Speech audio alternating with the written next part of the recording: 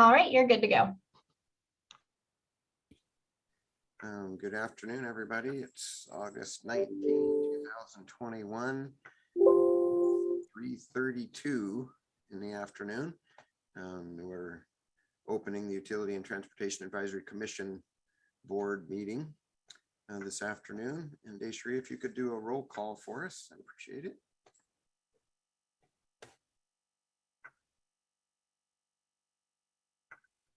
Sorry, I was muted.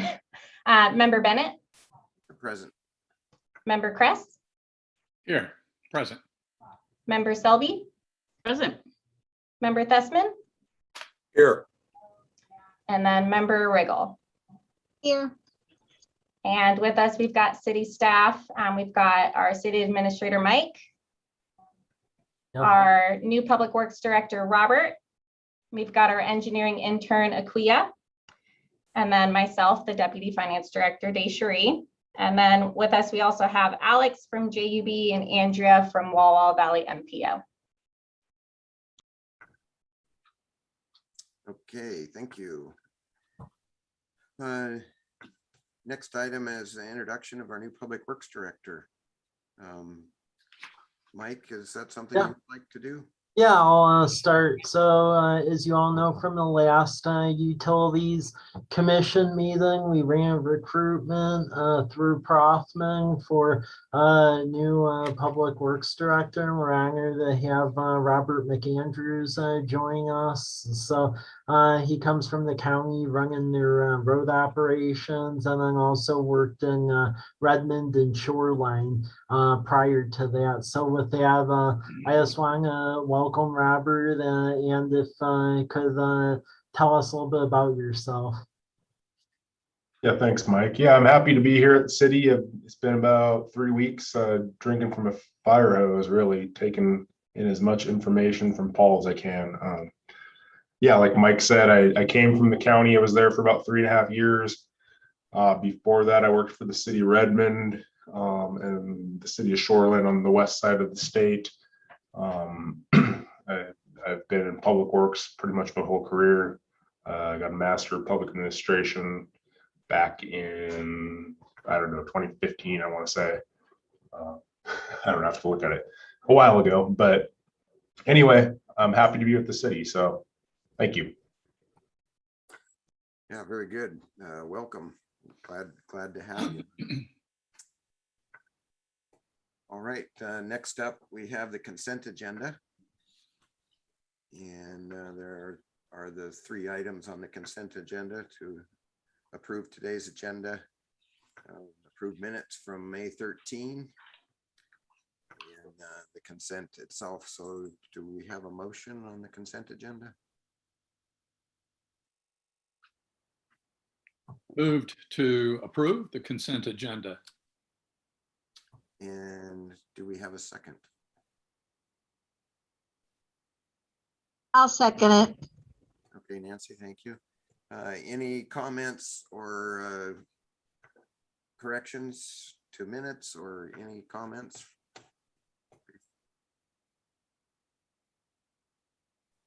Okay, all in favor of approving the consent agenda, please raise your digital hand.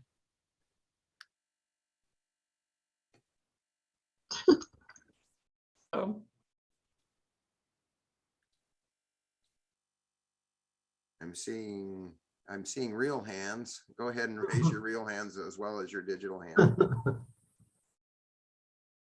Okay, and it's unanimous and passes the consent agenda. Okay, next up we have the Southwest Davis and street parking change request for diagonal parking on Southwest Davis. Okay, thank you. I'll just go over that. So the university made a request for this change. Just because, as you all know, with the upcoming 4 Bikes project that'll be going on 4th Street, that will take away parking on one side of the road because there'll be the cycle track that continues along that side. So as such, the university made a request for diagonal parking on Davis between 3rd and 4th on the east side of the roadway. My understanding, especially when you look at older aerial imagery, that used to exist. Diagonal parking on the outside, and then it was removed. So we have an engineering assessment done by JUB engineers. So you'll see that report that's attached, as well as an infographic of just drawing the random spots in the area. The general conclusion that JUB came up with was just that with the speed as it is, as well as the lower traffic volumes and the general neighborhood configuration, they felt it would be okay to have diagonal parking on the other street. And as you can also see by email testimony from the police chief, he felt it was okay as well to move to that way of the road configuration. The only thing I would caution, although this is taking a crystal ball out and looking years into the future, but just if Davis Avenue is, if you have additional neighborhoods being built eventually to the south, and as the southwest area continues to grow, that may need to be looked at, but that can be approached at that time. So basically, what's before you is whether or not to put the diagonal parking in based on what's in this agenda report.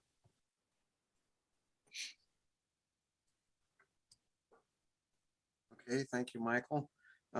This came up in our Blue Zones 4 Bikes meeting yesterday as well, about as the city looks to build more 4 Bikes types of things in our city and around the valley. Blue Zones was looking at ways to continue to replace parking that any of those kinds of 4 Bikes projects would create deficit in parking, especially if it was ADA parking. So that's, there is another entity that's looking at those kinds of things and looking at ways to replace those kinds of things. It's one of the emphases of Blue Zones. So it kind of fits with the ethos of what Blue Zones is looking at as well. Do we have a motion on this or questions for city staff on the issue? Or I would entertain either that or a motion at this time. Well, it sounds like this proposal has been well reviewed and has good support. So I would move that we approve. Okay, John approves. Is there a second? I'll second. Okay, and it's been seconded. Any comments or further discussion?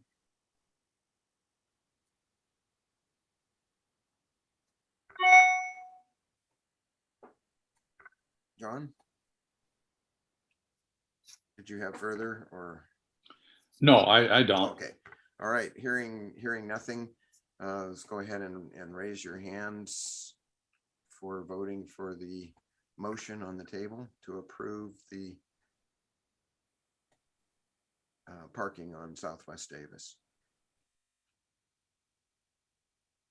Okay, seeing unanimous vote there for, it passes. Okay, the next one is the proposed water conservation program. Mike, if you'd lead us through that, appreciate Hey, it. this was introduced at the last Utility and Transportation Advisory Commission.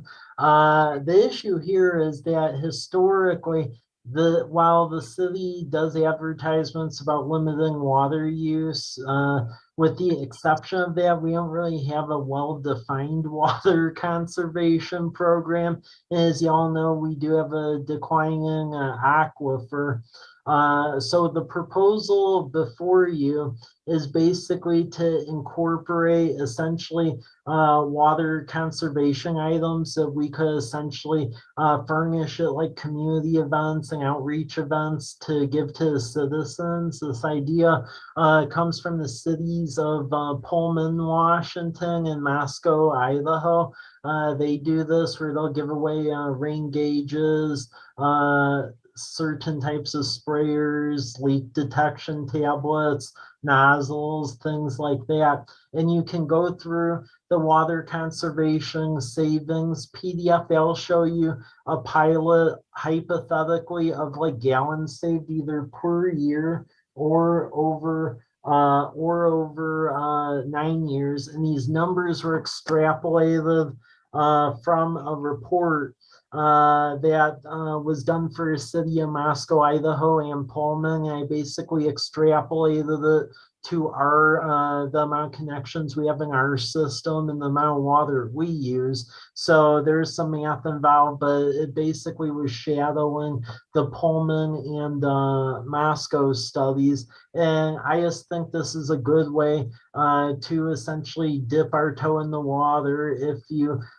see the 2021 budget _program enhancements document, what that has is in essence just if you were to scale the cost down based on the connections and the population size, what this would mean in like 2021 dollars. So to get the appropriate items to initially start off would be about a little north of 11,000 a year. And then as the program would continue to grow, because this conservation package B in Pullman and Moscow was after they did it for a couple of years. As they got the word out, it can go up 31,000 a year, but that's just based on how the program grew back in Pullman and Moscow, and then lowering it based on our connections and population size is a percentage of what their population is. So this is just a proposal that we can incorporate as part of the 2022 budget to start to do this. I mean, we have enough outreach events where I believe we could get this out, and it would help to build the message of water conservation. Yeah, okay. I saw that you were looking at quantities of 80 basically. Would a package go to a household? So we'd be looking at targeting 80 households with each of those items, or would it be more than 80 households and picking and choosing what items that they need the most? Or It would basically be having the items at our community events, advertising it on social media, see what the reception is. If people are actually utilizing the pieces, they did in Pullman, Moscow, and Colfax, because we later did that at Colfax. And then from there, if there is positive reception, then continue to grow it, because the fact of the matter is part of the water program and running a water utility, you are supposed to be doing some semblance of this. Well, I think this is a great idea personally. I would like to see some kind of educational component to it. And I think when you were saying you would do it maybe at the farmer's market or something, so you would educate people at the same time that you were handing out devices, that would be amazing. Yeah. Maybe we could do something in the billings that get sent out too, because that's when people kind of are aghast at their bills, and that would be a time that they might be more receptive to maybe doing something about it. When it hits their pocketbook or my pocketbook, I would be more receptive to it. Yeah. I would also, this is Member Selby, I would also like to suggest that we think about ways to reach out to landlords or property management, because having been both a renter and an owner, there are some things that renters can't really do, and there are some things that the property management or landlord needs the renter's cooperation to do. So reaching out to them with easy ways that they can connect with their renters, I think would be helpful, because we have so much rental property here. Oh, yeah, definitely. That would be the concept, to be doing outreach to landlords and residents as part of this. It's just essentially specking out what we would initially be offering at first, which would be these items. And then I've contacted Pullman and Masco about edit. They have like a education booklets they have like on Wisescaping, and that's actually open source where other cities could essentially edit it at will if you get their permission, and they're willing to give that permission to tailor it to us. So I mean, that's another outreach component as well. So it's part of a general package. Great. Is there any ability to partner with a sustainable living center or anything like that for the Yeah, audit part of it or something? yeah, actually, we're having a meeting with them tomorrow on that about partnering with getting this going through them. So that would be part of it. I had a question, Mike. Would there be kind of like a baseline for those that might be the big violators? Conservation obviously is not in their mindset, to help educate them or give them these items to reduce their water use? Yeah, I believe for some of the larger water users and consumers, which we can tell very easily now because we have those remote read water meters now, which we didn't used to have. So we would be able to target outreach materials to them. And I mean, as far as encouraging conservation, I mean, the first step when you're doing this is more of a voluntary approach, and then give them the information, but then just over time, it can be stepped up later on if we continue to see excessive water demand, just going through additional avenues. But the first is this public education. So I mean, a concept would be putting a lot more material on the website, partnering with the Sustainable Living Center, and then having these materials to give out at our community outreach events, which hasn't happened since I've been here. So it's actually getting more of a semblance of a conservation program going, because we have language around it, but as far as actually doing it, that hasn't much occurred. Thank you. Yeah. Yeah, I think those meters that got put in are a big piece of this, actually, as far as water conservation. I know that some of our services, water services here, have been alerted to high usage before the billing even came out. So I don't know who's watching that, or if there's some automated software that triggers some high, out of range kind of use, but we've found some leaks on some services that we have that we didn't know about, and might not even catch it in a couple of billings possibly too. So that's a good thing. I'm looking at this estimate or quote here for spending the dollars, and it I thought I saw somewhere else where we were looking at maybe I missed something, $11,000, or that's what we would hope to spend in future budgets, that this would be the trial amount. Yeah, the trial, I believe, would be around $2,400. If it's successful like it was in Colfax, Pullman, and Moscow, I believe it initially within the first year or two would get up to the 11,000 figure. Okay. And then as it becomes more of the way of doing business, and as renters and folks get used to this option, eventually it would likely step up to a final value of around like 31,000. That's in page 2, as you essentially have a full-on build out of this, and that's where it's more accepted, and you have a lot of the ratepayers where it's just a part of life. So eventually it would get to that point, but the trial basis would be the 2,000 at first, and then see where it goes from there. All right. Yeah. Thank you on that. Would we be tracking the users that opt to install these items so we can see what the savings actually are. Yeah. Is that something we Yeah, can do, or? Well, I mean, my plan is we would give out the materials, especially at the community events. We could have a sign up sheet, and then especially with the database and the remote reading software we have now, we should be able to correlate the two. Because it would be nice to know what kind of savings we had in the next 2 years from these devices if they're going out there somewhere. Yeah. It may be that we would want to accelerate the program. Yeah. Or find other ways to use this kind of money to find sources of leakage or loss. Yep. Yeah, okay. Any other questions or comments for staff? All right, would somebody care to entertain the motion?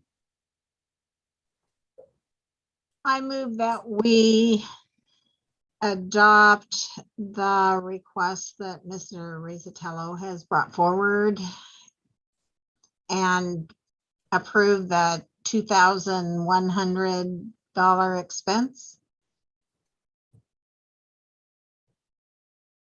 Nancy, all? there's a recommended action that's on each page. It's helpful if you just read that through. Where is it? I'll highlight it on the Oh, page. thank you. I recommend that City Council approve pursuit of a water conservation program as outlined in the attached information for this agenda. I'm in the way here.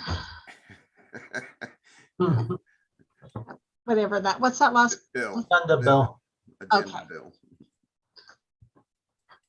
All right. So there's been a motion of the recommended action. Is there a second? Second. Thank you, John. Any further comment? Okay, hearing none, go ahead and cast your vote for a yay vote to vote for the recommended action. And seeing unanimous vote, the action passes. All right, next we have a city engineering report from JUB Engineers. And Alex, the floor is yours. All right, thank you very much. Yes, and I have a map during this presentation I'd like to be able to point to when I talk. Is there a way that I could, if I could request control so that I could use my cursor to point? I think there is somewhere.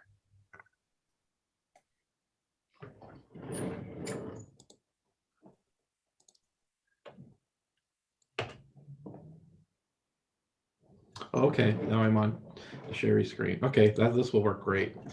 So yeah, this is intended to be an update to the wastewater treatment plant project. This is a project that's been going on for several years now. And we were in front of you, I think 2 or 3 years ago when we were looking at different alternatives that we were evaluating. So this is intended just to be an update of where we're at now and what some of the next steps are. And so you may recall the driver for this entire project was a compliance schedule that's in the permit. And so the existing wastewater treatment plant has a permit issued by the State Department of Ecology, and the most current permit had a compliance schedule. And the main crux of the compliance schedule is the wastewater treatment plant provides treatment and disinfection to the wastewater. And then during the wintertime months, so basically November through April, the treated effluent is discharged into Garrison Creek. And then during the growing season, the wastewater is land applied onto some agricultural crops. And so there is a strict window that the discharge is allowed to go into the creek. During some of the cooler months, such as May and October, when the agricultural crops aren't growing quite as fast and don't need quite as much water, sometimes the plant has to discharge a little bit to the creek outside of the window. And so that was the main driver of this compliance schedule, is to find ways to address what happens during some of those cooler months. And so This compliance schedule showed the need to do a facility plan in April of 2018, which was completed. Then a design report for the selected alternative, which was completed. And then funding for the design of the improvements, which was completed, and we were able to secure a combination of grant and loan money from Ecology for that. Then land acquisition, that has also been completed. And so where we're at right now is preparing the contract documents, plans and specifications. We're actually about a year ahead of schedule on that because we wanted to try and give us some flexibility for securing funding for the project. And then the real deadline that's in front of us now is to have the project constructed by the end of 2023. So that's been the driver for this project, is basically a compliance schedule from the Department of Ecology. And so here's just a simple graphic showing the schedule of, where we have been and where we're at today. So this shows that we began the facility plan in 2017, and the facility plan was basically an evaluation of alternatives. So we looked at several different alternatives, and we presented some of those to the Utilities Commission in 2018. And then we selected a final alternative, and the facility plan was completed. Then the next step was picking an engineer for design. And so JUB was selected for design. And we were able, again, as I previously mentioned, to get some design funding from Ecology, which was a mix of grant and loan. And since then, we've been working on the design of the project, which has involved securing some property from DNR for the expansion. We're basically just about at 90% design, and we're getting ready to submit that to the Department of Ecology here in the next month or so. We're also working on funding applications for construction right now. And so right now, starting on August 10th, the Ecology funding window has opened. And so we're working on an application with city staff right now. Alex, yeah. We're not seeing your graphs if you were intending us to. It'll come up here in about 2 slides. Okay. So we're working on the funding applications. And then hopefully, if we're successful with funding applications for construction, the project would go out to bid sometime next spring, and then get built throughout 2022 and 2023. And so this slide is just a basic summary of what is included in the phase 1 upgrades. The next slide that I pull up will be a map. And if you're like me, I'm more of a visual thinker, so I like to look at figures when I see things, but this is a quick summary of the project. So the headworks, the very front end of the wastewater treatment plant, there are some screens that screen out large debris before it enters the treatment process. Those we're going to replace. The aeration basins, there's air piping from blowers that lead to the aeration basins that's currently leaking, and we're going to fix some of those leaks. The equalization basin is basically a storage basin that we're expanding. The UV disinfection system, we're building a brand new UV disinfection system to disinfect all of the effluent. And the big part of the project is really the effluent storage lagoon. So we're going to build a much larger storage lagoon to hold the effluent during those cooler months of May and October to make sure that no flow is discharged to the creek during those months. And then we're also expanding the land treatment site. And so I'll pull up this map here that shows a little bit better what we're talking about. And so this orange rectangle right here represents the existing wastewater treatment plant. And so down here in the lower left corner, this is where the existing plant itself is. The rest of this rectangle are agricultural fields right now, where the treated effluent is pumped and irrigated onto the crops. And so the expansion is this rectangle right over here. This was an 80-acre parcel owned by the DNR, which the city secured. And so on this expansion area in this lower right-hand corner, this triangular shape, this is where we're going to build the new effluent storage lagoon. So this will be a very large pond. It'll be a 50 million gallon pond, and it'll be a place for the treated effluent to get pumped into and stored. And then out of this pond, the effluent will be distributed through a new irrigation distribution system onto this existing 110 acres, and then onto the remainder of this 80 acres. So there'll be some more irrigated crops, so more land to spread the water on as well, which will give the operators a lot more flexibility to distribute that effluent throughout the year. These red lines represent some circles. So right now, all of the irrigation on that cropland tends to be hand lines, and it's difficult for them to schedule. So we're going to put circles where we can, where the topography allows it, and then hand lines in some of the other areas. So a whole new irrigation distribution system with a lot more controls and a lot more flexibility to help them schedule when to apply that effluent onto the crops in between harvesting schedules and things like that. Down here in the lower left-hand corner is the existing treatment plant. The Effluent headworks is kind of located right here. So these are the screens that we're going to be replacing. All of the wastewater effluent that comes from your collection system passes through these screens. And so the screens protect the treatment plant, everything downstream. So those were installed about 20 years ago, and they're at the end of their useful life. So we're replacing this project. These three circles right here are concrete aeration basins where the biological treatment occurs. There's air that's piped to these three tanks, and the piping is below ground and leaking. So we're going to replace that, and we're going to replace it with above ground piping that's a little bit easier to service and maintain. And then working to the left, we're going to install a new UV disinfection system here. So this will be a couple of concrete channels with low pressure, high output UV lamps that will be in the channels to provide disinfection for all of the effluent. And then we're going to build a new pump station that will then pump that treated, disinfected effluent up the hill to the new storage pond. And so that's a basic overview of the phase 1 project. Next, just wanted to briefly touch on environmental impacts. We've gone through environmental permitting on this project. So the SEPA checklist will be published soon. So that'll be open. And so there might be some public comment that you all might hear about this project as it becomes publicized and available for people to comment on. Really, we're just doing an expansion of the existing plant. So really the procedures that you guys are following now, we're just expanding it. So we're adding storage for more flexibility. We're adding more land to spread the treated effluent onto. And the effluent is being put to beneficial use because we're growing crops with it. So it's a good use of the water. And then again, the goal of the whole project is to eliminate any discharge to Garrison Creek. It says April, it should say May through October during the critical growing season. We just don't want any effluent going to the creek during that period, and that's really the goal of this project. Approximate cost impact. So this is a significant project, very expensive project. Our current estimate is it's about $26 million.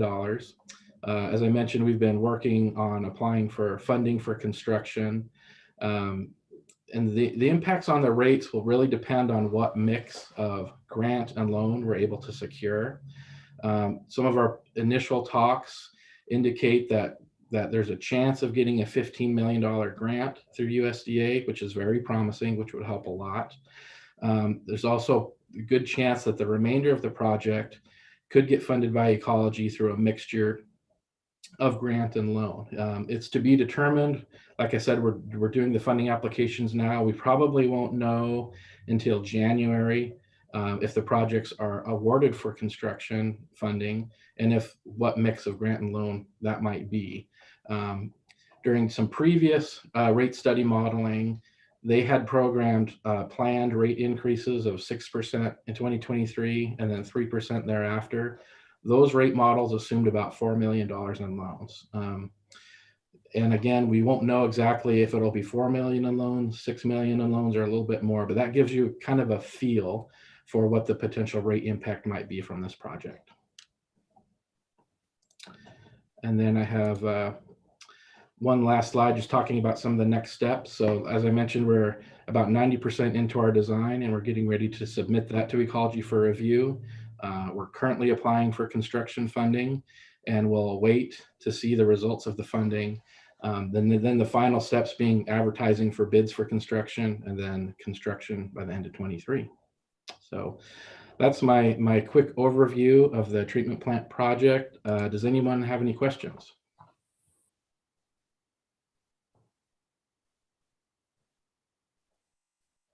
Alex, is that holding pond at the same elevation or is it up on the hill? It's up on the hill. So it'll be all pumped up there. Correct. Mhm.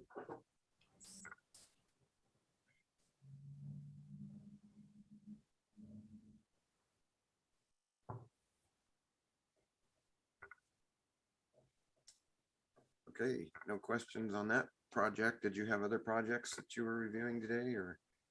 Nope, just this one. Okay. Thank you very much. Mhm. That's a huge undertaking. Yeah, it is. Yeah, very, very large. And Robert's gonna get that all done for you once it's all designed? Yeah. I would just add that that $15 million, that's actually in the federal infrastructure bill that's in Congress right now. So there is an earmark that exists for it. So if that bill gets approved federally, we will have the 15 million, and then we're working through legislative appropriation, Department of Ecology, USDA R&D, and then Federal Economic Development Administration to try to get more so we lower the burden of this, because unfortunately this is a requirement of the State Department of Ecology, so there's no way to weasel out of it. Well, good. I'm glad that sounds like a lot of that's coming together since we have to do it. We'll be watching with bated breath on that because it's vital to our city for certain.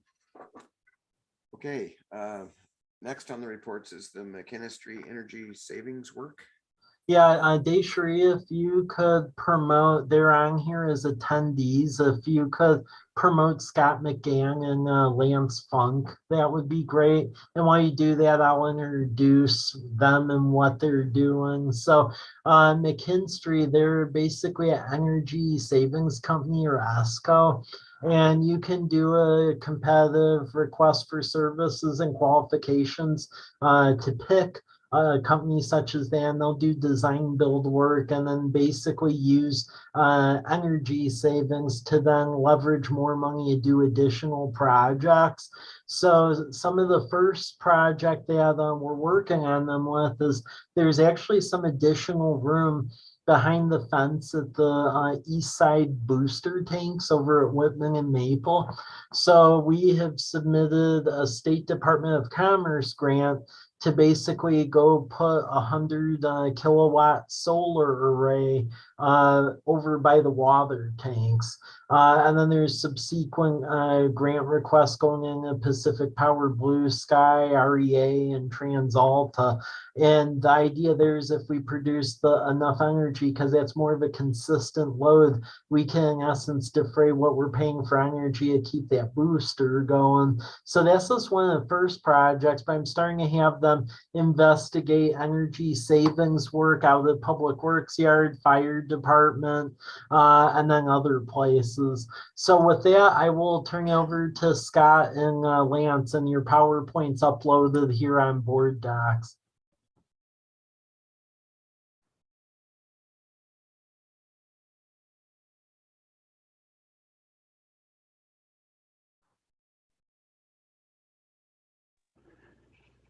Scott? Great. George and committee, can you hear us? Yep. Yes. Okay. Welcome. Deshree, are you going to be the charge of changing the slides? I just gave permission to Lance if he wants to accept it. Okay, thank you. I'm trying to figure out how to accept it. Sorry about that.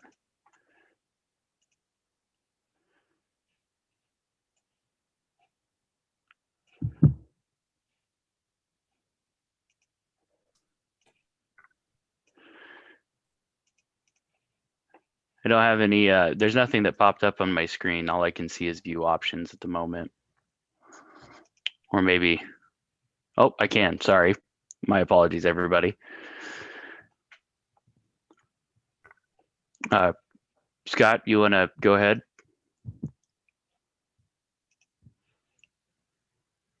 Sure. Let's go to introductions. So it's Scott McGann and Lance Funk. We are with McKinstry, and McKinstry, as Mike just said, is an energy services company, or an ESCO. We're a privately held company based here in Washington with offices throughout the state. Mike has asked us, as we look at the agenda, to give a brief, high-level overview of what an ESCO is and what we do for clients like College Place. And Mike already stole our thunder a little bit in that a solar grant application through the Department of Commerce was opened 6 weeks ago, and it closed 20 minutes ago at 4 o'clock. Next slide, Lance. So for the agenda, we'll talk about why act now, talk about funding, what is an energy savings performance contracting, or ESPC, examples of McKinstry's ESPC projects, and then we'll take questions at the end if we have time. Next slide. So why act now? There is a sense of urgency. Mike just mentioned the $15 million appropriation earmark. We are very bullish, we McKinstry and our industry are very bullish on an opportunity right now for cities like College Place should move forward. So local agencies are writing county commissioners, state and federal legislatures with ideas for shovel ready, or what I call stimulus ready projects. Looking at deferred maintenance needs that can be addressed by different forms of stimulus money. Cities are engaging in building audits to identify short and long-term building needs. And then if you look at the sustainability, there's planning for carbon-free alternatives, electrification initiatives, and adding renewable energy such as solar energy, which is the project Mike just talked about, and we'll go in a little more depth in another slide or two. Next slide. Some are saying this is a once-in-a-lifetime opportunity when it comes to money. All of you are familiar with the CARES Act. Currently, we are working with cities and counties with American Rescue Plan funds. President signed that in March of this year. College Place is receiving just over $2 million, and the county is receiving short of $12 million. Of those monies, $350 billion are going to state and local governments. They can be used for some infrastructure projects. And what we're anticipating with the American Jobs Plan, and this is updated as of just a few weeks ago, the Jobs Plan and any accompanying plan, we're guesstimating is going to be anywhere between $1 and $4.5 trillion. And those funds can also be used for infrastructure and clean energy projects. So again, this is a once in a lifetime opportunity. Next slide. Additional funding options to stimulus are commerce, energy, and solar grants, as Mike just mentioned. There is a Department of Commerce solar grant that we worked with Mike and the city of College Place to apply for, and that application went in yesterday. We'll hear sometime this fall for a build and funding in 2022. There's also private grants and investment. Mike, you should all know, is doing a very good job being very proactive, working with utilities and other funding opportunities by doing applications, not only for that project, for other projects. And then there's 0.09 funds, there's utility rebates and incentives, and capital funds. Lance, you want to take the next couple slides? You bet. So what is energy savings performance contracting, or ESPC? So ESPC has been around in the state for quite a while. It's been around federally even longer. And McKinstry's been doing ESPC in the state of Washington for about 20 years. ESPC is just a form of design build along with energy savings and other guarantees on the project. So the main difference being is that we have to guarantee cost, scope, performance, and energy savings on all of our projects. So this kind of eliminates the typical value engineering that you see on a lot of design bid build projects, although not extremely different from design build, other than selection's a little faster and there's other criteria that you get to mitigate risk with by using the Espc project or process. So we really try to focus on what, obviously first is energy savings, but it's also a tool and a mechanism to get work done that is more difficult to do. So you'd have to go out to bid or hire architect or design group, and then a GC, get your own commissioning, all of those things, and manage all of that on your own, where ESPC is kind of a one-stop shop, so to speak, or one throat to choke, or however you guys want to say it. With the guaranteeing pricing and energy savings, it allows a couple of things. One, it mitigates a lot of the city's risk, on projects where there might be some unknowns. Additionally, one of the big things is if you have, it's a high energy savings project, one thing that you can look at is those savings can actually be used to finance or offset project costs if needed, depending, luckily we're in the state of Washington, the Pacific Northwest, and we get to have some of the lowest energy rates, whether that's for natural gas or electric, in the nation. So even though large energy savings projects are still out there, right, and we still do those projects often, the actual energy savings that you're getting here is in somewhere versus like doing a large energy project in California, the actual dollar savings is less, and that's where financing sometimes more difficult, but not impossible. And one of the big benefits and one of the big ways that we're used is ESPC can generally deliver a project faster than most other construction methods. Main reasoning for that is because through ESPC, you get the guaranteed costs and savings of the project at about 50% design. And then what that allows us to do is once you're farther through design, we can order major equipment to mitigate lead time risks a lot faster than if we have to go to full permit set design, go to bid, and then have select contractors and then go out to then have them order equipment. So those are just kind of the high points.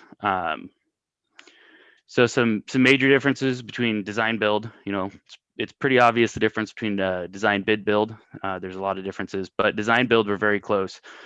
So common with design build is you have a single design builds for a single project. ESPC, you get selected once, which we were selected a few years ago by College Place through competitive RFQ. And so you can leverage that same contract for as long as you want, for as many contracts and construction projects as you want without having to go through another selection process. Design build does contain guarantees. However, it does not necessarily have full guarantees on performance outcomes like energy savings or comfort, control of spaces, things like that. Usually there is some design guarantees in there, but again, value engineering is much more commonplace. One of the guiding principles of using this procurement method is we have to save energy somewhere. So what we like to say is we have to save 1 watt somewhere in order to use this procurement process. A good example of that type of work is, a lot of cities right now are asking to have some kind of backup generation for, critical facilities or networking capabilities or something along those lines. So what we will do in a lot of places is we will pair lighting along with the generator and do a lighting project, have the lighting be backed up by the generator, in which case you can do that type of work through this procurement method. Just to give an example. The other thing that we can do is we have a lot of flexibility on our work. So when we're developing in a project, whether it's through the first piece of the first paid part of a performance saving contract or energy savings performance contract, is the investment grade audit, commonly referred to as the IGA. And we can either do multiple IGAs for multiple phases of work, or we can do one large IGA and branch out multiple phases for multiple years of work at that point in time. And we have recently, within the state of Washington, been able to incorporate non-typical energy work into a larger energy contract by using a hybrid approach. The only reason I really bring that up is as you're looking at things or has projects come up and you're not sure, will they work with this procurement method or will they not? More often than not, we can work with you to try to make it fit within this process so we can go. If not, we'll tell you like, hey, this isn't a fit. We can't do it on this one. And we'll move on from there. So kind of just going back into what does this process look like, right? Ideally, right, we start with one project and then we keep kind of going with the client. We like to be more of a partner than just a one-time, one big project and walk away. So we've already gone through steps 1 through 3 with College Place, where we, first introduce ourselves. You set up an RFP to get an ESCO selected, and then you select an ESCO. So we've been through those steps. Currently, the Department of Commerce solar project that Mike brought up earlier, as well as Scott, we're actually right, in this phase between 6 and 7. We have completed the investment grade audit. And we will be waiting until we hear back on those grants. Not only Department of Commerce solar grant, but we've applied for 2, and we're going to go after a third additional grant for this project. Once we have the funding for the project, then we'll move into 7, which is getting under contract for the construction phase of this work, all the way through to measurement and verification of energy savings. In this case, not energy savings, energy production. So what we're here talking to you guys about right now is what kind of projects or what could we do to help you?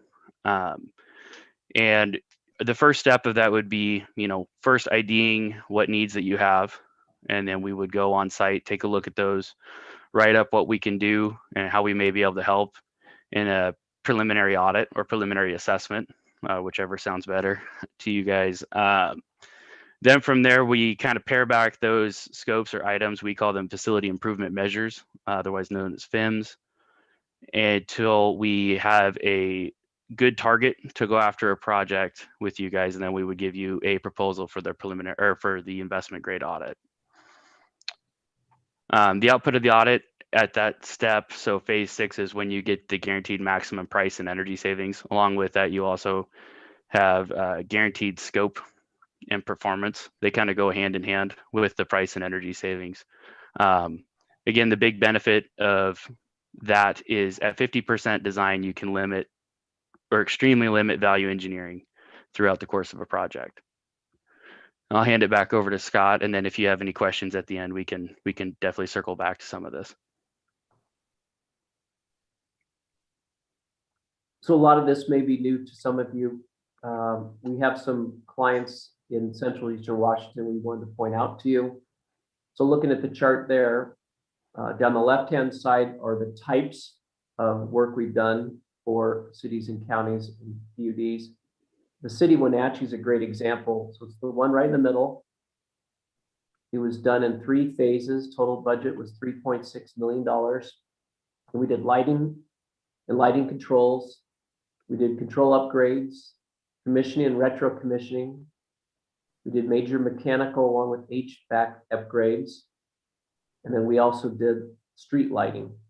So it gives you a feel for the variety of different services we provide for local government entities like College Place.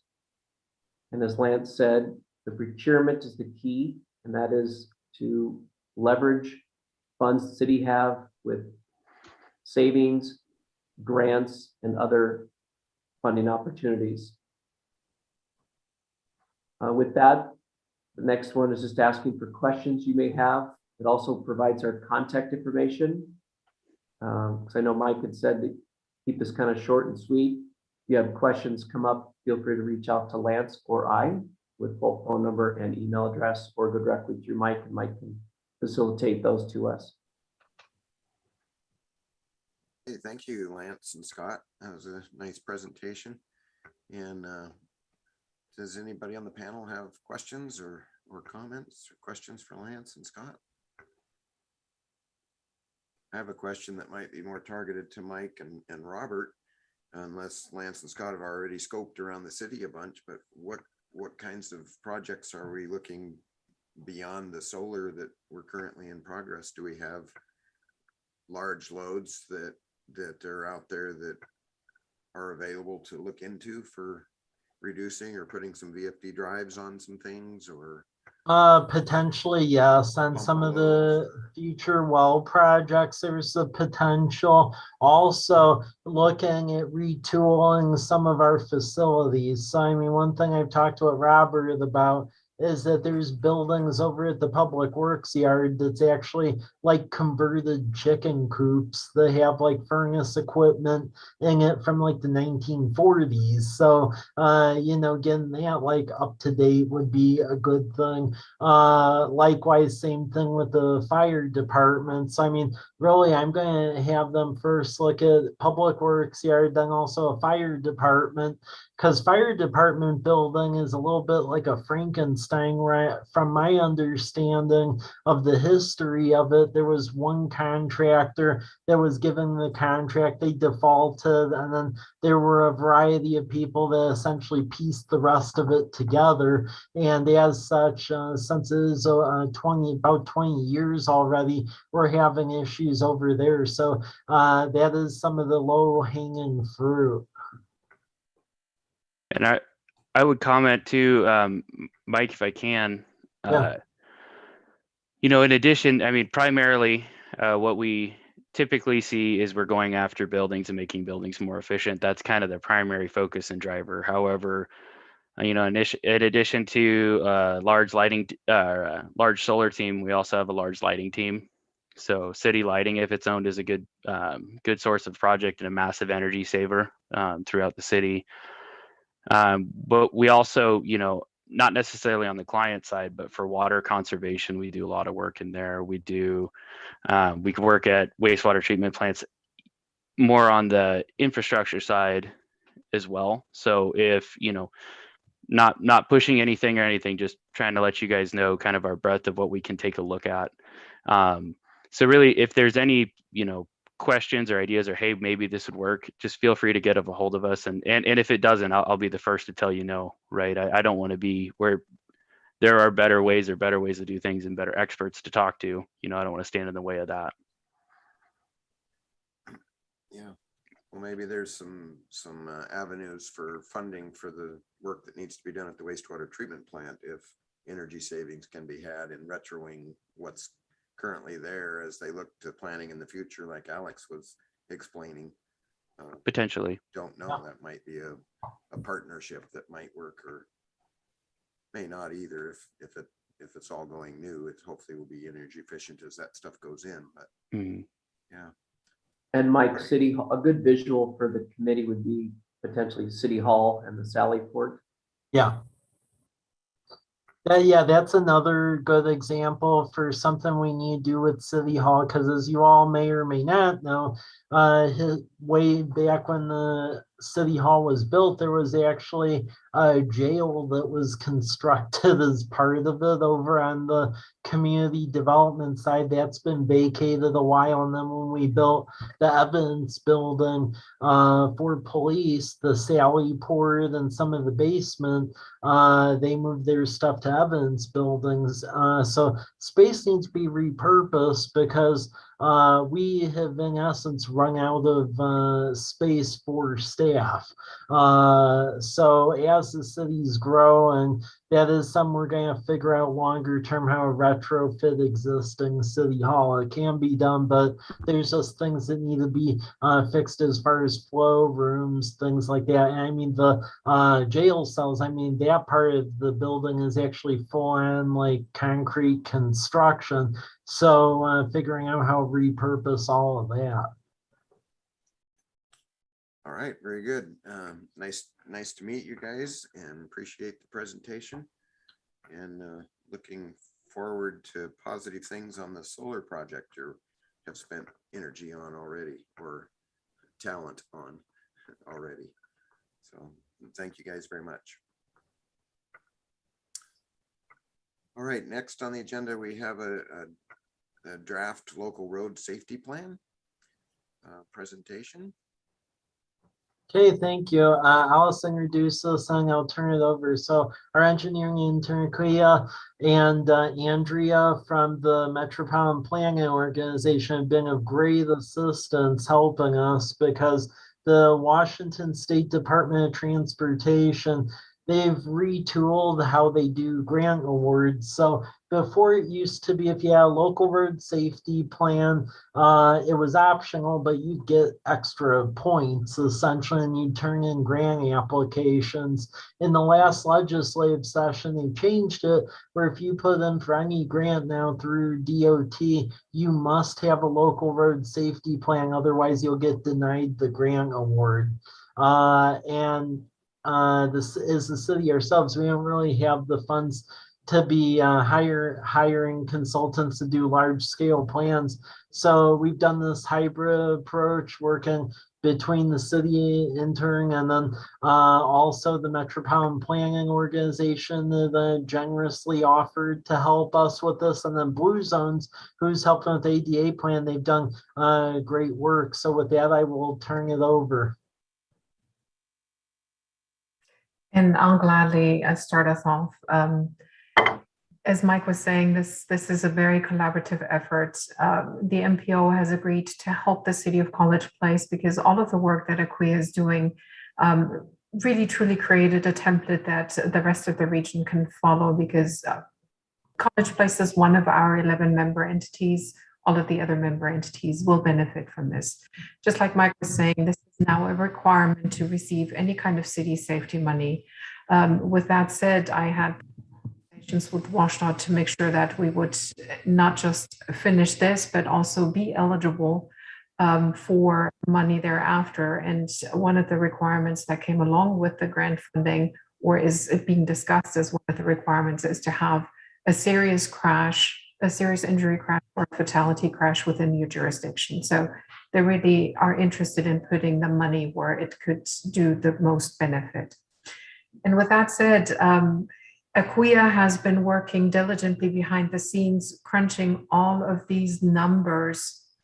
And Acquia, you and I can do this together, or if you would like to take it from here and just kind of explain of what you've done in terms of the sequencing of the analysis and ultimately what will be contained in the final document. Once we rope Robert into this as well, since he will need to help with the prioritization of the projects that will ultimately make it into the plan as well.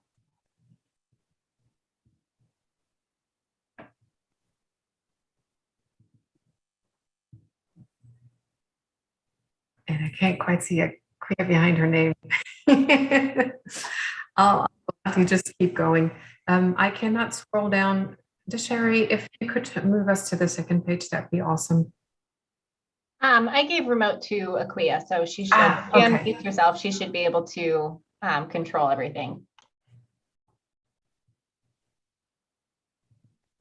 All right, sorry. We can do it together. Perfect. So do you want to start first and then I'll continue? What we did was we looked at other examples around the country, and particularly other examples within Washington State, to see what the local road safety planning was all about. Of course, Federal Highway Administration has a lot of examples, but some of the samples that were shared with us from WashDOT were relatively simple and easy to follow format. And we largely leaned on the city of Walla Walla's most recently consultant-produced local road safety plan to kind of give us an idea of what we could do. And the data was requested for the entire county. We then pulled out the crash data for just the city of College Place. And as you can see here, we looked at the 10 most recent years for which complete data sets were available. And Acquia did a really nice graphic to just kind of show the year-over-year change, because crash data changes very much from one year to the next. People never do the same thing, and there's a lot of behavioral science behind these crashes, not just intersection geometry. Acquia, anything you'd like to add? Yeah, basically just what you said. We looked at 734 collisions. And this is basically over the past 10 years, the crashes that occurred, with averages of 73 crashes each year. And like I said earlier, one of the washed-out requirements will most likely be the fact that we have to have a serious injury crash or a fatality crash in order to be eligible for the funding. So I wanted to also show you this data in tabular form where you can see, yes, there have been 2 fatality crashes that actually resulted in 3 fatalities total, and there have been several suspected serious injury crashes. Luckily, it is less than 1 of those crashes per year, but the fact that they were present within the city limits of College Place allows the city to then go after grant funding. Aquia, you want to move right next to the map that shows the concentration? Yes. There we go. Oh. Sorry about that. All right, so this is a overview of it's a heat map of the overview of the total crashes here in College Place.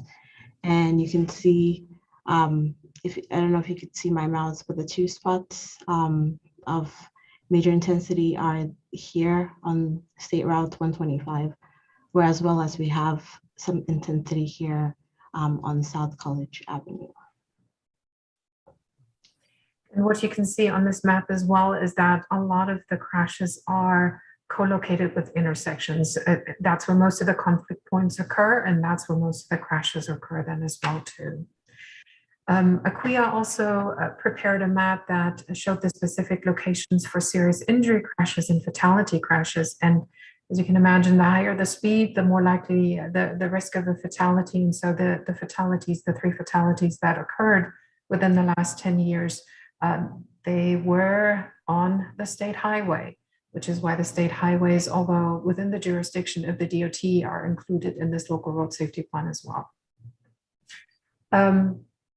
We then looked at the weighted heat map, where there is a combination of not just the total number of crashes, but also certain weights given to injury crashes, more weight given to serious injury crashes, and then the highest weights given to fatalities. And then you can really see the intersections that should be focused on in greater detail, because from the previous heat map, it would have been so many locations. Aquia and I would have never been able to step through all of the data in the appropriate time, because this has to be ready and done before the end of the year, because the grant cycle opens up early next year.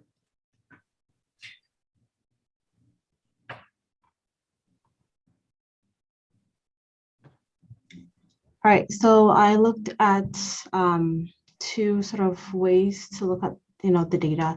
The first one is the collision types, and as you can see, those are angled, rear end, side swipe, fixed objects, those types of collisions. And over the 10 years, with these 734 crashes, we see that angle is the most, obvious crash. And then also with object struck, with also 1 car, 1 moving, rear end as well, and side swipe. And we also see that with the total fatality and serious injuries, that angle was also the highest collision type. And with the contributing factors, over the study period, we saw that a lot of people were being distracted, as well as inattentive in driving. They were disregarding traffic signals and signs, as well as not giving right of way. And so those were the top contributing factors. And with fatality and serious injuries, we saw that alcohol was involved with collision fatalities, as well as disregarding signals and signs was also part of the top contributing factors for serious injuries and fatalities. Just a little total information. I've worked in other areas around the country, and I can tell you that Walla Walla Valley, not just College Place, but the remainder of the valley as well, is notorious for distracted and inattentive driving. I've never seen so many parked cars hit in my entire life. it is a little embarrassing, to tell you the truth. Luckily, those are not the crashes that cause the serious injuries and the fatalities, but again, it is a lot of cost, a lot of heartache. Crashes are just never a good thing. And I still see a lot of people looking down at their phones instead of paying attention to the roadway.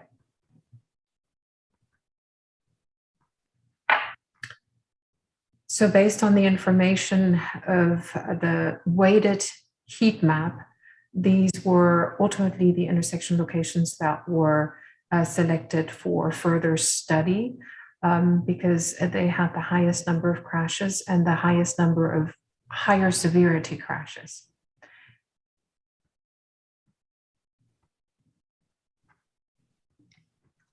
And so what we did is that we looked at entering vehicles into the intersections, and then based on that, sort of also going with the Walla Walla City's own local road safety plan, came up with a weighted crash value based on the volumes, the number of total crashes per intersection.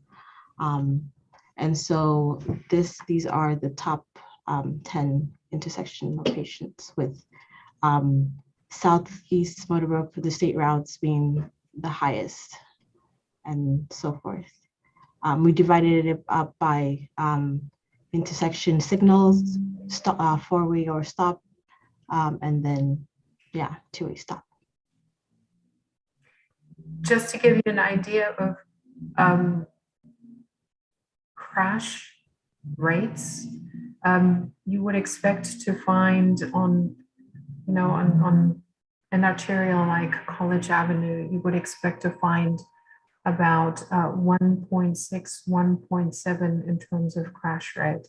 So these crash rate numbers don't look terribly high.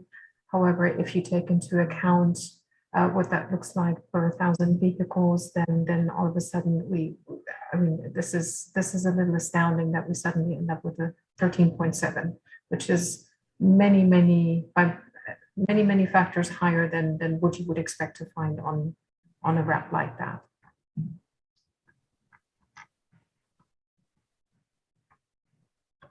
So these are the collision types and the contributing vectors for each of the intersections. And as you can see, angle again is the top collision type, and being distracted in having inattention is also the top contributing factor.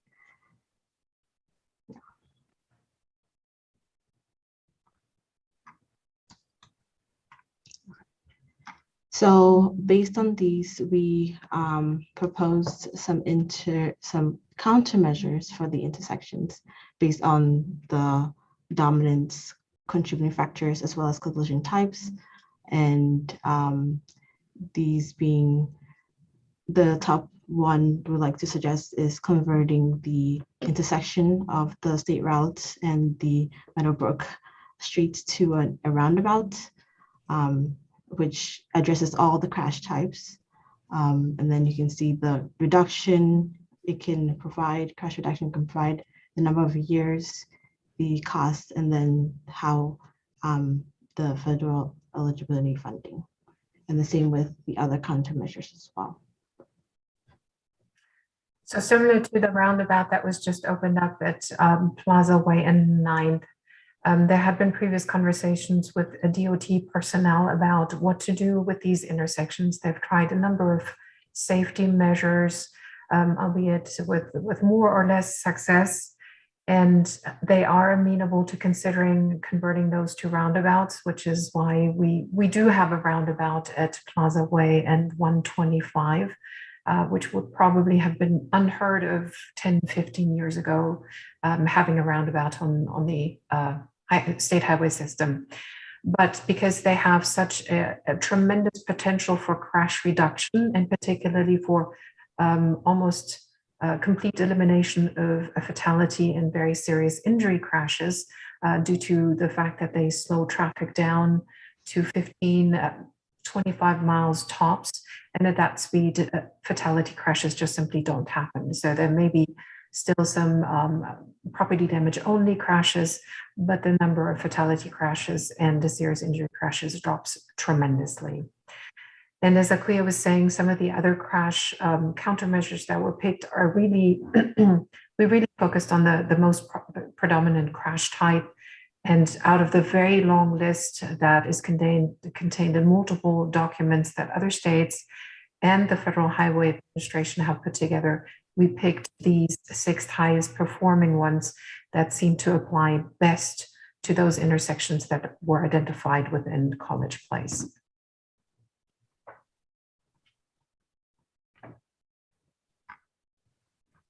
So we then looked at segment locations, and these were the 9 locations where we saw the highest crashes in.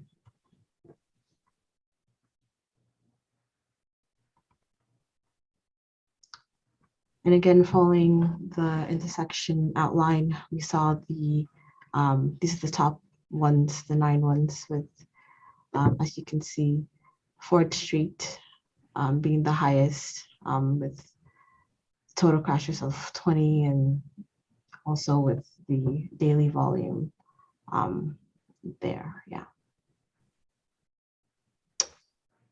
And of course, the crash rate is highly dependent on the length of the segment that is chosen. So when we look at very small segments, which I think we may have by accident, yeah, we put an extra digit in there just to make sure we got it right.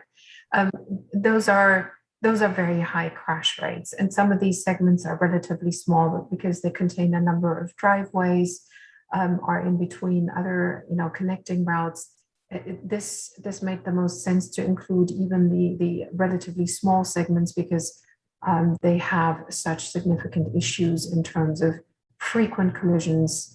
And that's where we could do the most good, even if it's just on a relatively short segment.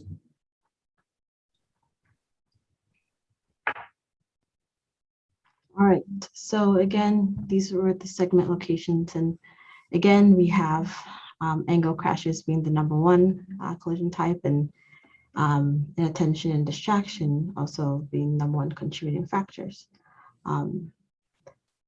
Yeah. And when we're talking about angle, that is anything either turning right, turning left, sometimes turning the same way and just getting into each other's lanes when there are 2 turn lanes. There are many different types of variations to angle crashes, and stationary objects that could be anything from the parked car to a lamppost. Yeah, any number of things that were not meant to move and have been bumped into by another vehicle.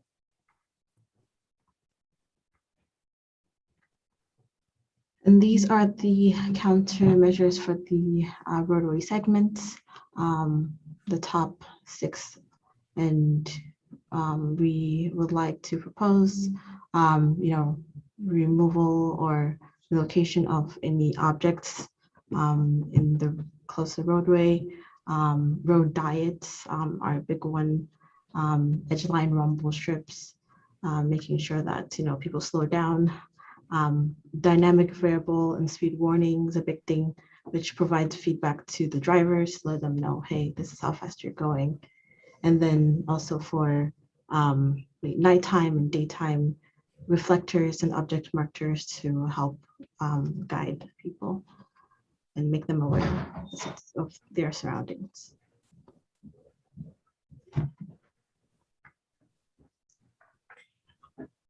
And we had a little sidebar note on one of the earlier maps saying that 1 out of 4 collisions involving a pedestrian will end in a serious injury, and only 1 out of 8 bicycle-involved crashes does not result in an injury. That is the very reason why we pulled out pedestrian and bicycle-involved crashes specifically, because those are the most vulnerable users. Overall, crashes with bicycles and pedestrians only represent about 2% of all crashes, but their representation among seriously injured or injured is higher. Luckily, there was no pedestrian or bicycle fatality within the city of College Place. That cannot be said for the rest of the region, though. So we specifically wanted to point out these locations where there was bicycle and pedestrian involvement.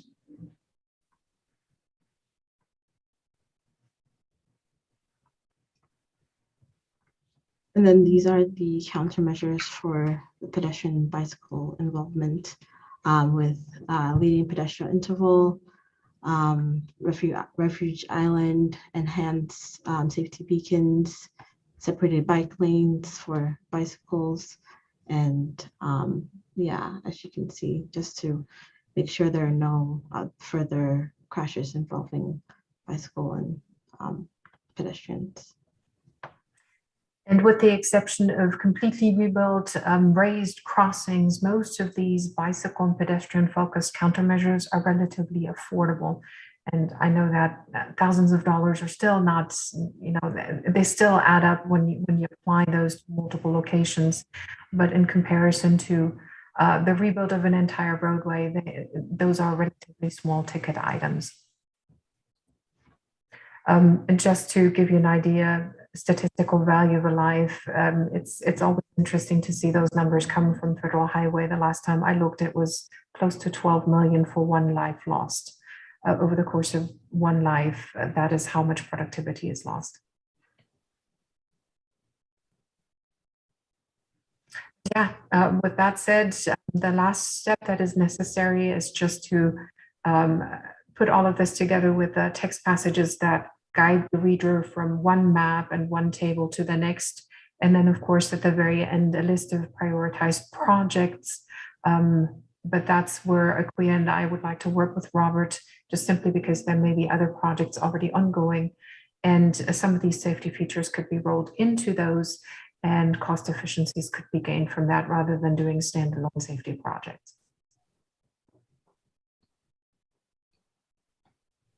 I'd like to congratulate the team. This is very impressive data. And you can't minimize what we have in store for us. So thank you so much for all of that. Thank you. Thank Nancy. God. And if I may ask a question, if I'm not out of order. Go ahead, Dan. Okay, going to page 7 or slide number 7 under contributing factors. The second factor was other or unknown. Can you possibly define how is that categorized, other or unknown? And I'm so glad you asked, because we completely skipped over the part where we had gotten the data. All of the data that this analysis is built on was compiled by the DOT based on police reported collisions. So this information comes straight from the crash reports that the police officer on the scene fills out. And in some cases, there is no clear contributing factor, and that's where everything ends up in the catch-all, other, or unknown. Okay, thank you for that. My second question on page 9, being that this is, if I understand this correctly, a draft local road safety plan that is going to the state DOT. And I appreciate you breaking it down to county roads, the state route 125 and so on.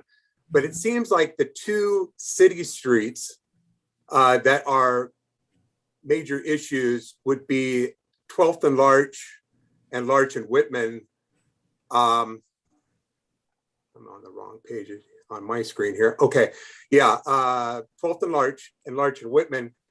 Because you're sending this data to the DOT, and this may be a question also for Mike and Robert, would this, I guess, help facilitate the city in getting any funding for putting in possibly a signal, or say making Larch and Whitman a four-way stop? Any traffic revisions to those two intersections? Because I mean, the data is clear. These are problem intersections in College Place.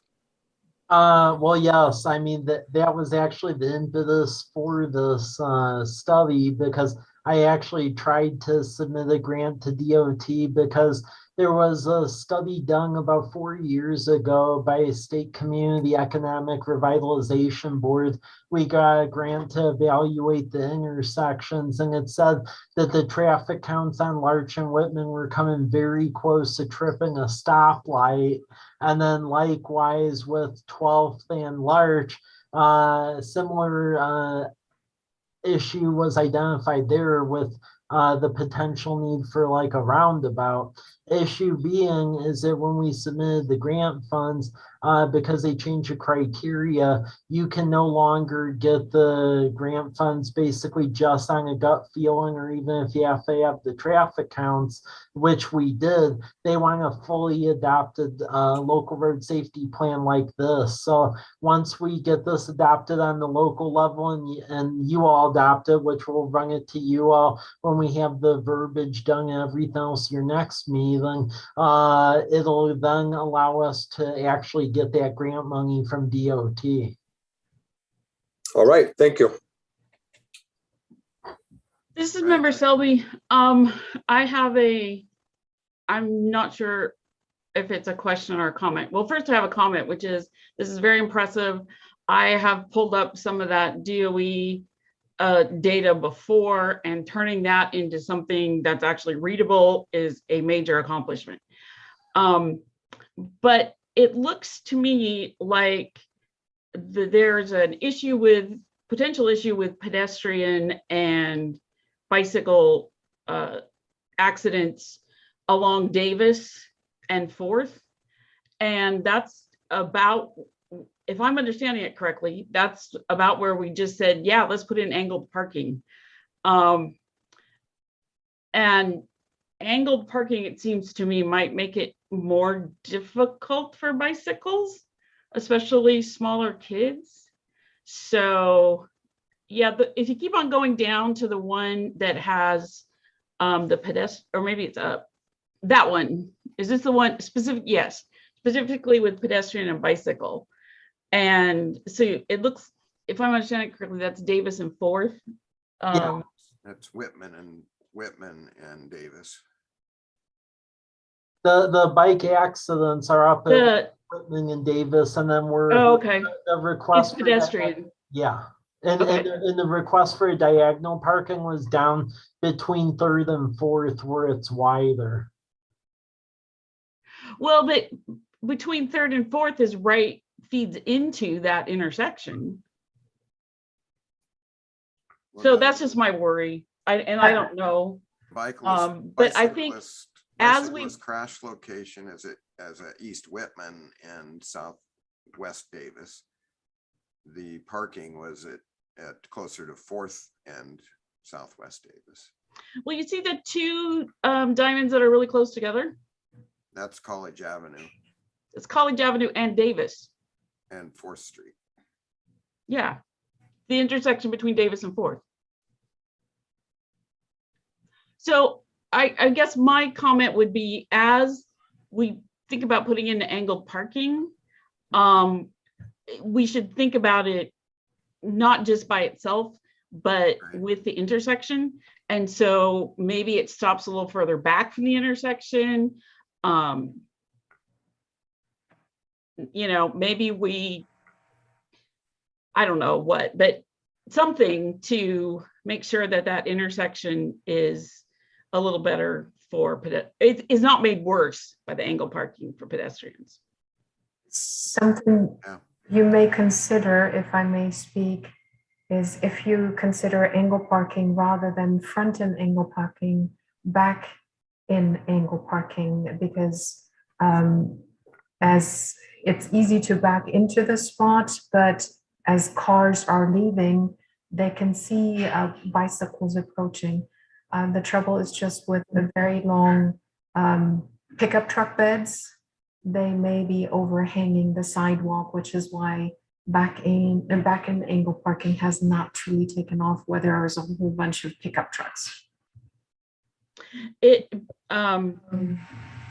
have had some of that in Olympia, and it is way safer. And speaking as a driver, I'm always terrified. I don't go down now that they put in angled parking in downtown Walla Walla. I rarely go there because I'm so terrified of backing out. And you know, you don't have to worry about me. I'm not exactly the above average driver, but I don't park over there. So, but the back in angle parking is, I think, a good idea if we can, you know, if we think it makes sense there. Well, maybe that's something that Robert can work with on implementing what we voted on earlier to maintain that safety. So I would like to chime in with the other commissioners on the detailed, excellent presentation on this data, which, as somebody said, can be very confusing and overwhelming when you're looking at this kind of data. And I think you've put it in the context of something you can put your hands on and say that right there, you know, or this right here is where we need to concentrate. One caution I might have in here is that some of the high collision intersections along the College Avenue corridor, especially at Whitman, 4th and 12th, have more recently in the last 4 years been active after the CARS project. And it would be interesting to look at that data, separate that 10 years in the previous 5 and then the last 5 for those intersections and see if they drastically improved, because there was a lot of traffic safety design going into those intersections. East Whitman didn't have a traffic light before or turn lanes or anything. So it'd be interesting to see how those compare before we spent extra funding redoing streets we just did, to see if what we did enhanced safety or not. So just a little caveat on that data and the history of what's transpired before.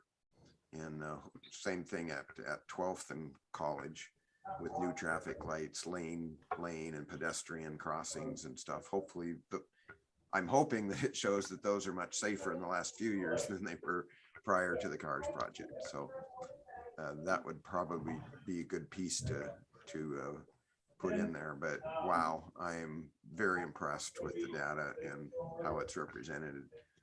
Thank you both very much for that. Represents a lot of work. Any other comments or questions? I was thinking the same thing, and also about the 4-way stop at 12th and Larch, if we have a comparison between what that's done that's been positive and all the data from before that, because I'm assuming everything here on these graphs are from the whole 10-year time period. Yeah, so that would be nice to have, I think. And I can assure you that we have all of this data, and we can separate it out by year, which is really something that has to go into the consideration of the prioritization for the projects. The safety data that has to be analyzed for the purpose of the local road safety plan for application purposes is the 10-year time period, but how those projects are ultimately chosen, there is much more context behind it that we did not include here. And you are absolutely right. Several of these roadways have already received some improvements and may not need a whole lot in addition, or may just need a little tweaking. And that will be part of the project prioritization. Yeah, thanks for that clarification. That helps, because you probably don't want to muddle the safety plan with all of the data in every way possible, because then nobody's going to read it. This is readable, understandable, and yes, and I agree. Prioritizing projects, then you would dig deeper to see where to spend. So that's good context. And I mean, this is just anecdotal, but I think that all of those lights for pedestrians on College Avenue have made a tremendous difference, but I just don't know that you can capture that in this kind of study. Yeah, I think being around that often on College Avenue for a lot of years, I think it helps preempt the inevitable. We've been very fortunate not to have lots of serious injury accidents with pedestrians there, but everybody worries about that one because one's too many. And so it's preempting, even though that the data didn't show it to be a horrible danger. Everybody knows that it only takes one. So we put up with the lights for that one. It's worth it. All right, very, very informative. Appreciate that very much, both of you. All right, next we have the Southeast Tomarson Road Speed Study. Okay, thank you. I wanted to give this to you all to evaluate it. If you have any comments to get back to DKS Associates, please let me know. I would say the crux of the study is actually on page 8. That has a table, it has a study corridor comparison. The genesis of the study is that when 9th and Plaza Way was completely shut down, City of Walla Walla and the county, as well as the City of College Place, became deeply concerned about the amount of traffic going down to Morrison. So as such, City of Walla Walla and the county, they issued a contract for DKS to do a speed assessment to figure out what would be the correct speed. They asked if we'd contribute a couple of bucks so the whole corridor could be studied all the way out to State Route 125. We said, yeah. So you'll see some of the draft numbers and things that they have arrived at. In some areas, they're recommending the speed goes down. The interesting thing, based on how we have it striped and the traffic counts, for the part that goes through College Place, if you look at, they're actually recommending that the speed actually potentially go up to 35, because right now when you enter into College Place, it's 25, and they identified potential concern at that lower speed. So you'll see that they have it broken up into 6 segments, and it's based on their analysis of collecting data out there. So if anyone has any questions or things you want me to relay back to the DKS team, please let me know, because they just issued this draft actually last Friday. So they're trying to get feedback on this now. Okay. Well, I did look it over some before, but the only thing I really saw in here, Mike, to be just for accuracy, was the speed limit in College Place on Tomarson is 25 from SR 125 around the corner to I think Winona Lane. Okay.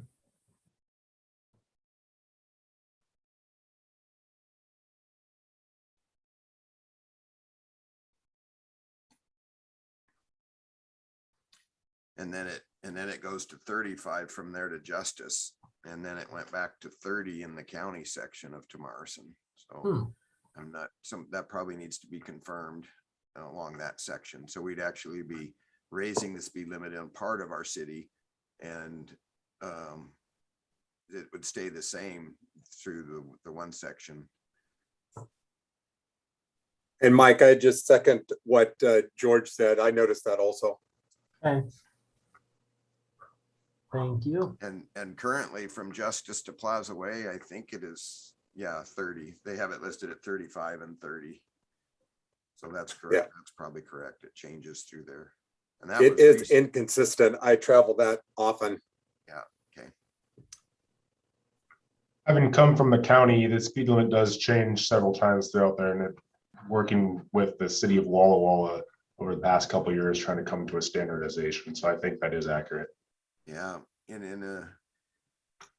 in another responsibility with the city, I can tell you that enforcement in that area is difficult, because it's kind of a side farther out section of the city. But during the closure of the other, when the traffic rates are higher, the speeds went up as well. It seems like that group mentality lends to, now that that's open, hopefully the speed limit, the drivers will go back down, and the that's what we saw before, was that the speed limit was relatively, observed even in the 25-mile-an-hour zone, which is surprising because it does feel like it could be faster than 25 there and be safe because of the width of the road and the bicycle laneage and what have you. So just kind of interesting time for the study to come out when that was closed and we saw the traffic rates go up. And it's nice to have all the streets that we have to get around on, because it definitely taxed some of the lighting and the queuing and all of that at some of our intersections.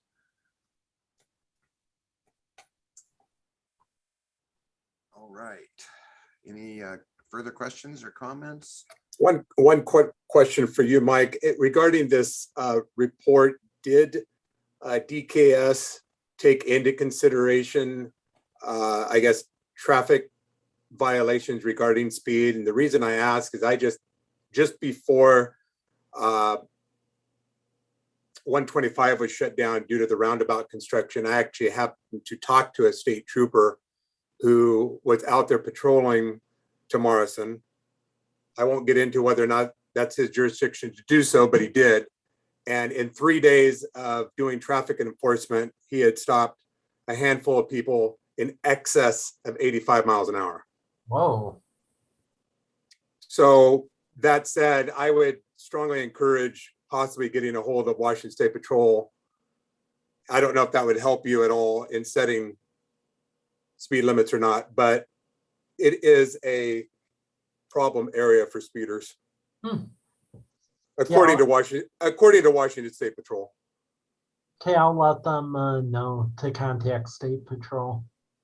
Okay.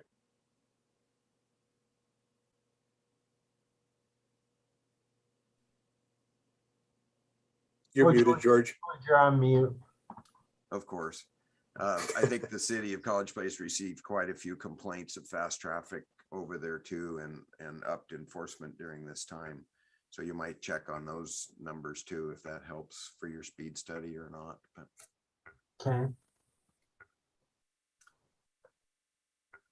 All right. Sounds like all these studies are going to keep Robert hopping once they're all in and the recommendations come out, right? I'm going to be busy. All right. We've got 4 more report items here in a short time, hopefully. Yep. Well, number 6, update, Mike. Okay, well, number 6, just want to keep you updated. There's also a video on our YouTube page that goes on about this, but you'll see an email summary from Paul Cross, who's the engineer, that goes into what's led to delays. And it's been a combination of sourcing materials, some changes in design, and then also State Department of Health changed the engineering manual from which they essentially permit well house projects. So it's led to us having a much longer lead time, because if you go out there, the hole's been dug, the casing is in, but the well house isn't there. So we finally just got state comments back this week, and we're trying to position this to get the well house bid out basically by the end of September. So by the time the well house gets constructed, as you can see on this, there's a schedule document as well up there, and that we basically think it's going to go out to next spring by the time we're actually able to have it operational and pulling water from it. And that'll be the replacement well site that's out Whitman and Maple across from the tanks. So that's the boilerplate of what's going on with well number 6. All right, thanks for that update. Any questions? All right, hearing none. Next item is the Public Works Board Trust Fund Loan Construction Plans. Okay, thank you. So this is another thing. So we were pursuing grants and low interest loans from the Public Works Trust Fund through the help of RH2 as well as JUB, because they did various grant applications. We actually ended up getting awarded 4 projects. So for construction, engineering funds to actually develop plans for a new well, because keep in mind with the new wells we've been constructing, it's not that we added additional capacity to our system. We had 2 wells actually stop working. So we're only back where we should have been, and we're a growing city. So we do need another well. So the idea is to put that near the lift station and Teal Road that we're building for Southwest Sewer. So we got money to do engineering on that. We also got additional money to do water line work around Sky and Mountain View Avenue, because right now in most of the neighborhoods, the water's out in the front yard. In that neighborhood, it's actually through the alleys, and we have major problems getting equipment when we need to deal with a problem. So we actually want to move the line out to the street so it's easier to get to. So we got funded for that. Lift station number 5, which is wastewater. There's actually like a little coffee can looking thing in the middle of the sidewalk. I'm surprised someone hasn't tripped on it, but it's actually a lift station that's undersized, and it conveys sewage from that whole area between Davis and Academy Way. And we want to move it from out under a sidewalk to its own land across the street. We got funded for that to do some engineering and also outright replace it. And then for pre-construction, we as we're growing, we do have issues with the amount of water storage. We just have the east side tanks that were built in the 2000s, and then we have our overhead 500,000 gallon tank that was built in the 40s. So we're looking at potentially putting another aerial tank on the bluff at the treatment plant, because then we can use gravity to move the water either toward the McKiernan and Christensen property it's going to be developed, or Homestead, or Martin Airfield as that develops. So we did get engineering money for that. So there's limited money to go around, but I feel pretty good because we got all 4 projects funded. Yeah, good work. Any questions on any of those projects or? All right, Mike, status of natural resource conservation service grant. Yep. This is just keep you updated on that. So last time I updated this commission, I said we were waiting for federal authorization. They've now authorized it. So if you see folks wandering around our various stormwater bodies, they're going to be hiring an engineering firm, Natural Resource Conservation, NRCS, but they're doing a study of determining return on investment for if they were to replace stormwater infrastructure and put in appropriate stuff in Military Springs, Garrison Creek, and Stone Creek watersheds from the city limits over at Myra Road up until everything blends in with the Walla Walla River outside of town. If we meet the return on investment, this, while we would have to feature operation and maintenance, which we do already, they would actually pay for all the capital. So in essence, we would be able to get up to $25 million, and we wouldn't have to put up match to replace the stormwater infrastructure. So they're starting this return on investment study now. I expect it'll probably take 6 to 9 months, and then we'll have our answer if we qualify or not. If we do, that'll keep stormwater rates where they're essentially at, where we'll just be able to do minor increases because they'll take on a lot of the capital. So if we can get this going, that's going to be a major thing.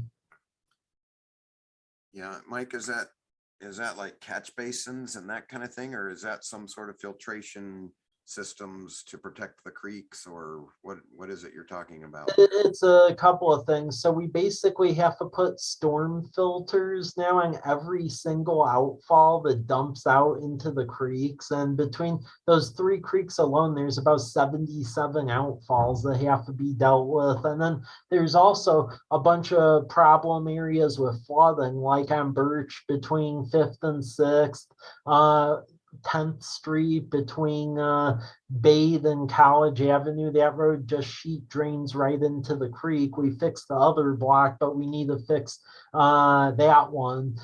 So there's a ton of problem areas where it's road projects and then also outright filtration at the outfalls. Okay. Sounds like a monumentous project. Needing lots of funding. Yeah. Any further questions for Mike or comments?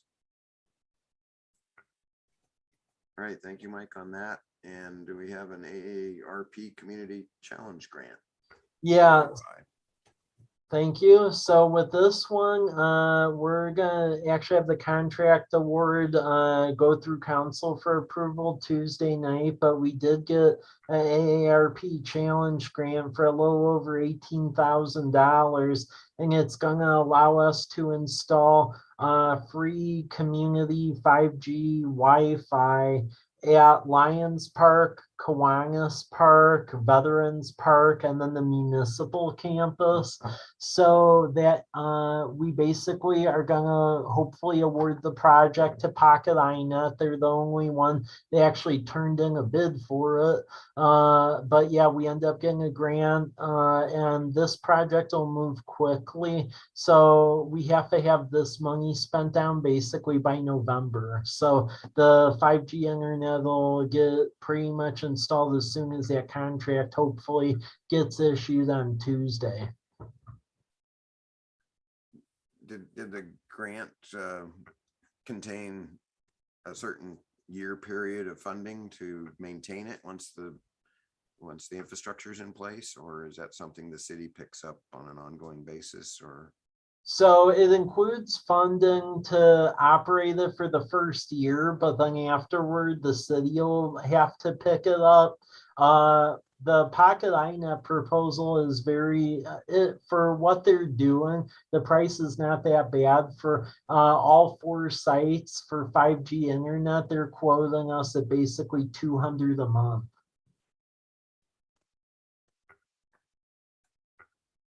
okay, any questions or comments further?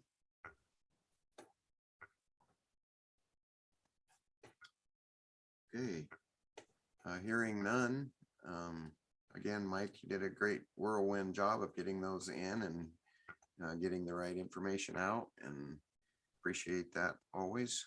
And very concise, and a lot of good stuff happening since we last met and ongoing. So really appreciate that, and appreciate all the commissioners' time and meeting here. And it's nice to be giving that data in that manner. So is there any other questions or anything from the commissioners? Our next meeting is in November 15, 2021.